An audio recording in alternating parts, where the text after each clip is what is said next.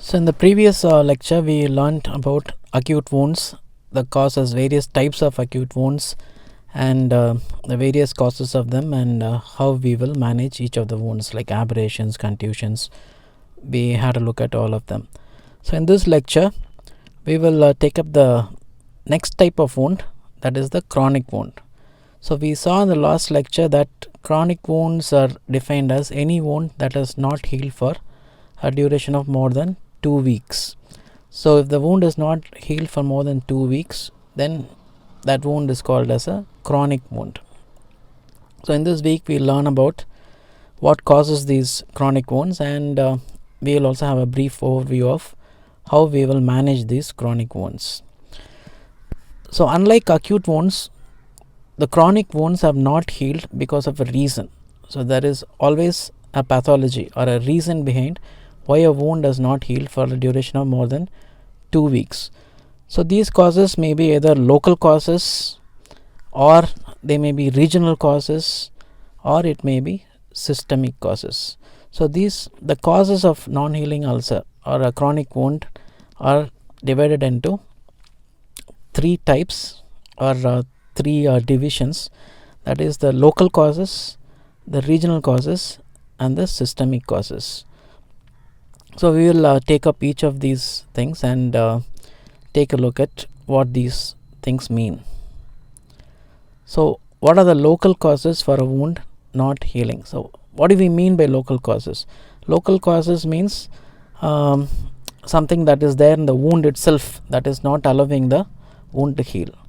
The number one reason for a wound not healing is the presence of a foreign body. So you can see that's a nail in that toe, and there is a thorn in the palm of this patient.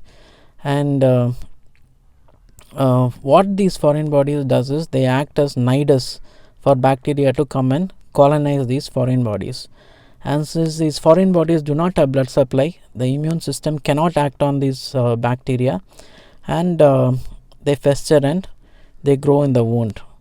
So that is how a foreign body prevents a wound from healing. They act as a nidus, and there is no blood supply in them, so the immunity cannot work on these foreign bodies, and the wound will not heal until the foreign body is removed. You can see that they are removing a stick from the heel of this patient. So that is an important cause, local cause of non-healing ulcer. Then there is the presence of slough. So slough, what is slough? Slough is dead and necrotic tissue.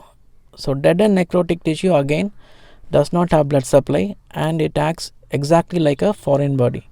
And in addition to acting like a foreign body, it also provides very good nutrient media for the bacteria to grow. So it acts as a growth media for bacteria, and immunity cannot work on this slough. So slough is very, very detrimental for wound healing. Dead bone. So patient may have a fracture which is not healed, or as a consequence of patients may have a dead bone as a consequence of osteomyelitis, and this dead bone medically is termed as a sequestrum.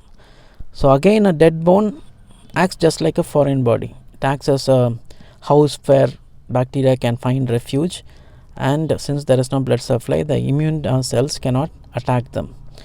So it acts in a way similar to the foreign body, presence of slough and dead bone. You can see here the bone is dead and desiccated, and there is no way the wound will heal until we remove the slough or the dead bone. Then presence of pressure. If there is constant pressure over the wound, like for an example in a patient who is lying down in ICU, there is constant pressure applied by the bed over the ischial bone. So when there is pressure, obviously the blood supply to that area is very much decreased, and the wound will not heal. Blood supply is very, very important for wound to heal, because that's what brings in all the elements that are required for wound repair. So pressure compromises blood supply, and that produces a non-healing ulcer. Another area of pressure point is the ball of great toe. So in patients with diabetes, and who don't have sensation in their foot when they keep walking, there is constant pressure that is applied between the ground and the ball of great toe. That compromises the blood supply and patient get these non-healing ulcers. So presence of pressure. And whenever there is constant movement in a particular location, typically over the ankle or over the knee joint, because there is no rest to that part of the body at all, and every time a granulation tissue or the healing takes place, because of the movement it can break again, and because of this repeated breaking and making of granulation tissue, the wound healing over joints, over the knee joint, ankle joint, elbow, they are typically always delayed. A more serious local cause of non-healing ulcer is presence of malignancy. Many times general practitioners, they miss a malignancy, cutaneous malignancy like a malignant melanoma, or in this case picture you are seeing a squamous cell carcinoma. They may miss it and they will mistake it for a wound, and they may go on dressing for months together without suspecting malignancy. So we should keep in mind that if a wound is not healed for a duration of say more than 2 months, 3 months, malignancy should always cross a doctor's mind, and we should take a biopsy from the wound to rule out malignancy. So that's another, even though it's a rare cause of non-healing ulcer, it is a very dangerous cause to miss, presence of malignancy. You can see this is a case of malignant melanoma. Then poor wound care, people not taking care of their wounds, or people applying unclean dressings can delay wound healing. So those are the local causes. Mainly there is foreign body, presence of slough, dead bone, presence of pressure and constant movement, and most importantly presence of malignancy. These are the local causes that is present in the wound itself, which prevent wound healing. Then we will move on to the regional causes. The regional causes are to do with the supply systems of the limb. So what are the supply systems of a limb? So we need arteries which bring in the nutrients. Then we have the veins which take away the deoxygenated blood and the waste materials from the tissues. Then there is the lymphatics which take away the fluids from the interstitial tissues. And there is the nerves, of course, for giving sensation and for motor action. So any derangement in any of these supply systems can produce delayed wound healing. If there is decreased arterial blood flow, like in this case, then you can have a arterial ulcer.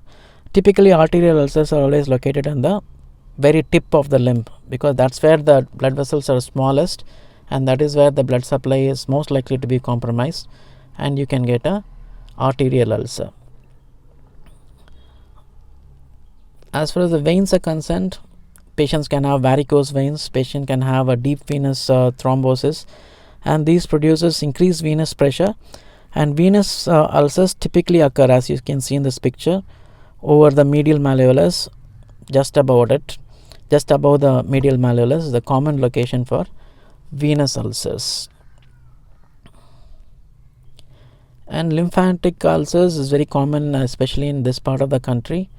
Filariasis is very, very common. So you might have seen many patients coming and going to the OPD with filarial limb. And nervous patients with nerve disorders, the commonest cause of neuropathy or nerve disorder is the presence of diabetes. So these patients don't have sensation, and because of lack of sensation in the foot, they undergo repeated trauma, and they don't realize that their leg is getting injured. They end up with ulcers like this, typically over pressure points, and these ulcers are known as trophic ulcers.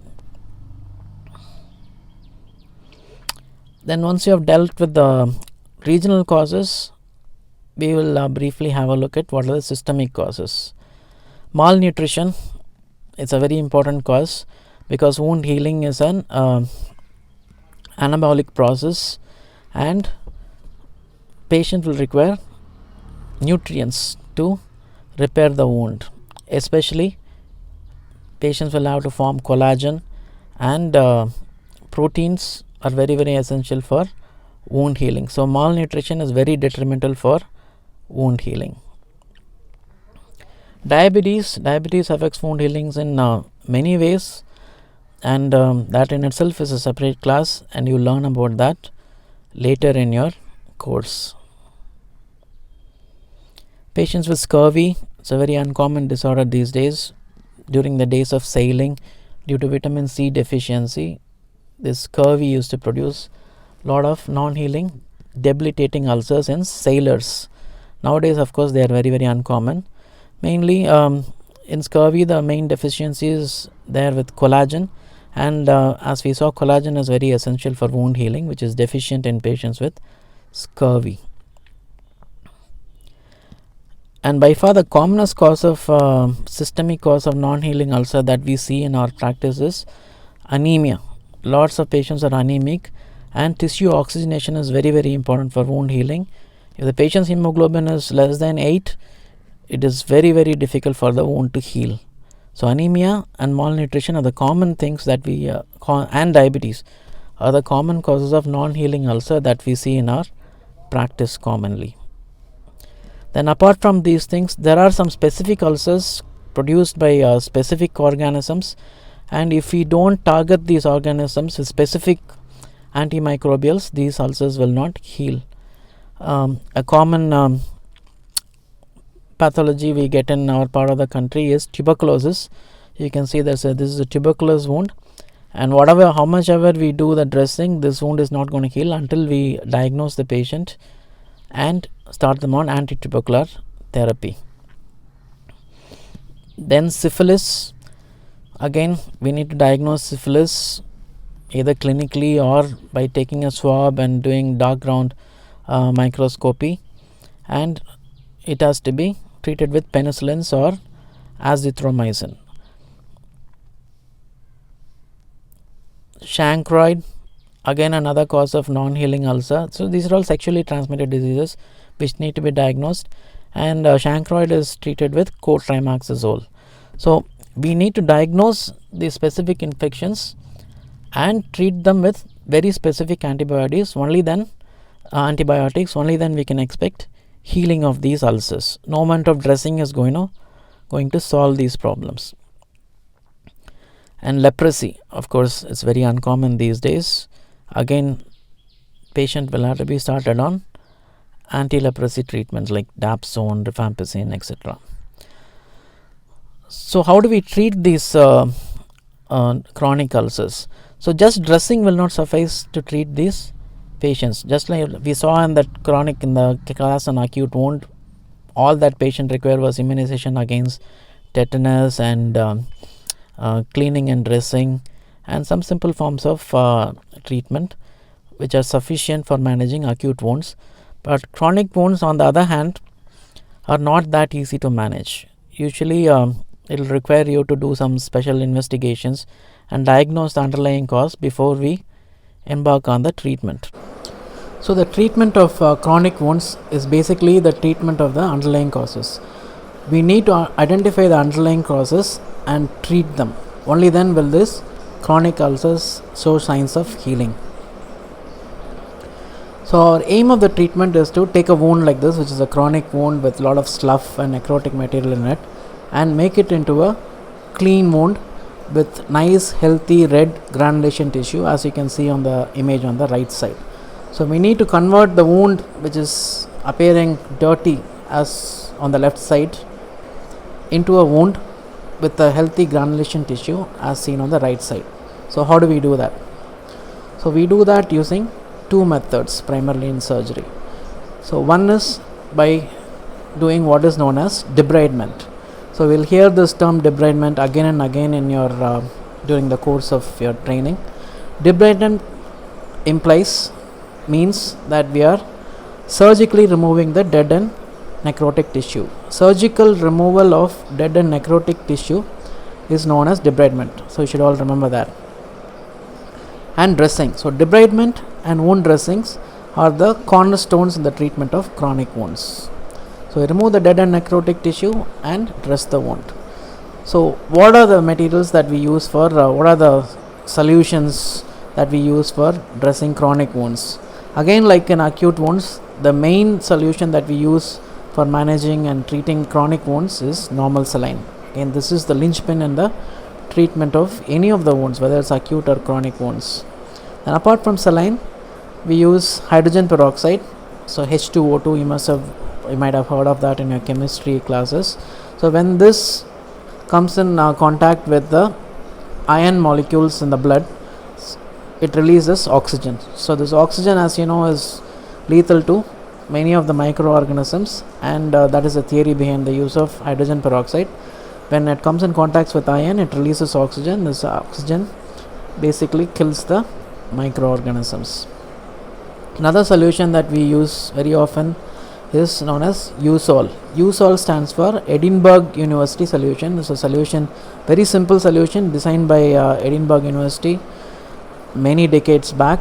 It contains basically sodium hypochlorite, which releases the chlorine and boric acid. So this is a combination of boric acid and sodium hypochlorite. The basic active ingredient in USOL is the chlorine. Chlorine, as you all know, we use it for sanitizing various things, including the toilets. We chlorinate the water to disinfect it. So chlorine is the active ingredient, Edinburgh University solution, and again it's a very, very inexpensive solution to make. Most of the hospitals make it on their own, and we don't even have to buy it from the pharmacies. And apart from that, you will come across in your practice lot of ointments and creams and remedies costing thousands of rupees just for a small tube, and most of these things are ineffective and absolutely not required for management of any of the wounds. So like I already told you, the management of chronic wound basically depends on the identifying and managing the underlying causes. If you have an arterial insufficiency, until you improve the blood supply to the limb, whatever solution we apply to the wound is not going to heal, and the underlying cause, which is the arterial insufficiency, has to be corrected first for the wound to heal. So that's the take home message for you. So once you have made the dirty wound into a clean wound, how do we cover this wound? This, even though this has got nice red granulation tissue, we cannot send the patient home like this, or he cannot be going about his daily life. The wound is like this, so we need to cover this wound. So there are various surgical techniques for covering a clean wound. So what are the various? Let's have a brief look at them. The simplest way to do that is to continue do the dressing, and the wound will heal by secondary intention. There will be fibrosis, scarring, and finally the wound will heal away. So this technique can be applied for very small wounds, say a wound which is less than 4 centimeters in diameter or 5 centimeters at most in the diameter, can be allowed to heal just by secondary intention by continual dressing, and over the course of 2 or 3 months you can expect wound healing. The wound is sort of very narrow, then we may resort to suturing. Again, a very simple technique, we saw that in the previous class. So we can suture a wound if the wound is very narrow. But for many of the wounds, we cannot continue to just do dressing, or it will not be suitable for suturing. So they will require certain special techniques or special procedures for the wound to be closed. So we'll just have a brief overview of those procedures without going into the details. You will be taught all these things in your next semester. So one simple technique is to use something known as skin graft, where we take skin from one part of the body and stick it onto these wounds. Then there are local flaps. Then there is something known as regional flaps or pedicle flaps, you can see in this picture. Then there are free flaps, where we detach the donor tissue from one part of the body along with the blood supply and attach it to a recipient blood supply. So you just have to remember that various options are there for closing these chronic wounds, and we will go into the details in your future lectures.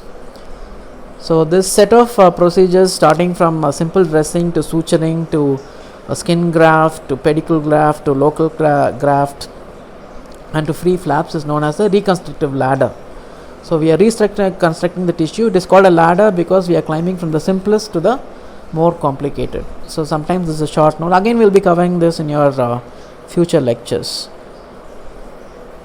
So many of these wounds, unlike an acute wound, will heal with only complications, right? You cannot expect a perfect scar in whenever you have chronic wounds. So what are the various complications of a chronic wound when it heals? So even though the wound is healed, it has healed with complications. The commonest complication is a hypertrophic scar. You can see that the scar is raised from the skin level. So this is known as a hypertrophic scar. That is excessive scar tissue formation. Then there is keloid. The difference between keloid and a hypertrophic scar is that the keloid will go beyond the wound edges. The hypertrophic scar, even though it is raised, it is staying within the wound, within the original wound itself. But a keloid will go beyond the wound. You can see in the picture, that is the second picture there. Probably somebody may just get a ear piercing, but the keloid will occupy the entire ear lobule. So keloid goes beyond the original wound, and they can form contracture whenever there is a wound which crosses a joint, and when it heals by fibrosis, there can be tightness of the area over there, and the joint will not be able to move as freely as before. So this is known as contracture. Again, all these things will be covered for you in specific lectures. So this is to give you an overview. So to summarize, the management of chronic wound is basically the management of underlying causes, and the underlying causes are classified as local causes, regional causes, and systemic causes, and addressing these causes is the linchpin in the management of chronic wounds. So that concludes the class.